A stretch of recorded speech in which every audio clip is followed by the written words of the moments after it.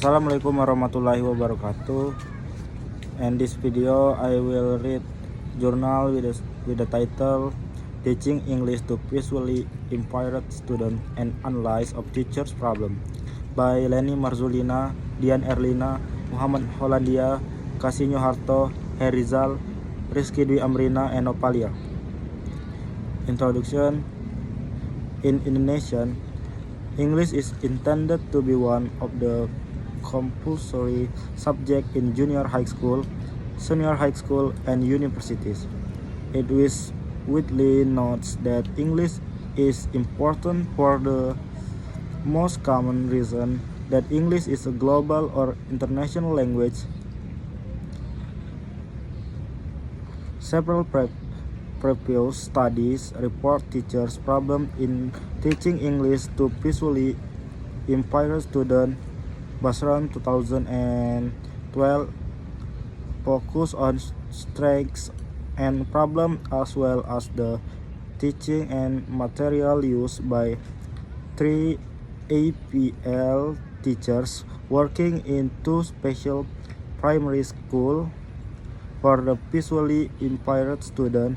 Several teaching problems determined in the study, such as problems related to the student and families, curriculum, verbal skills and resource, and the use of teaching technique. Referring to the studies above, it can be inferred that being visually impaired does not mean being unsuccessful language learning.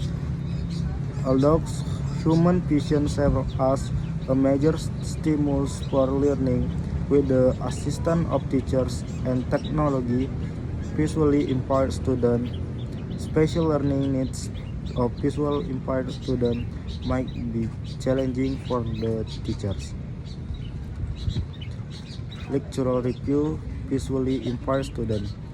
Visually impaired is a disorder characterized by poor visual function that cannot be referred by refractive correction or glass of contact lens.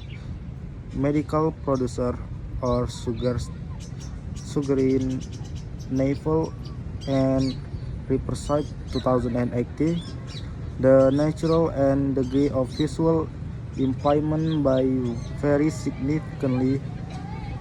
Such as students may require individual adaptation to introductional practice and material in order to learn effectively. Teaching English to visual impaired students. In teaching visual impaired students, teachers ultimately should comprehend that students with vision impairment will face different kinds of holdbacks and ways to learn English. For pupils with visual impairment, there will be important questions about how best of the encourage mobile exploration, play, language, and learning. Problem in teaching English to visual impaired students. Teaching English to visual impaired students requires several educational considerations to accommodate their special learning needs. Lesson plan. A lesson plan needs to backmat to know what is going to be taught in the class. It is one of the important parts of the teaching and learning process. Lesson plans contain several comments such as objective material, active media, and assessment, and each agreed for teachers to conduct a set of activities in the classroom. Methodology, research design, participant, and site of the study. The study was conducted by using a qualitative approach with a case study method.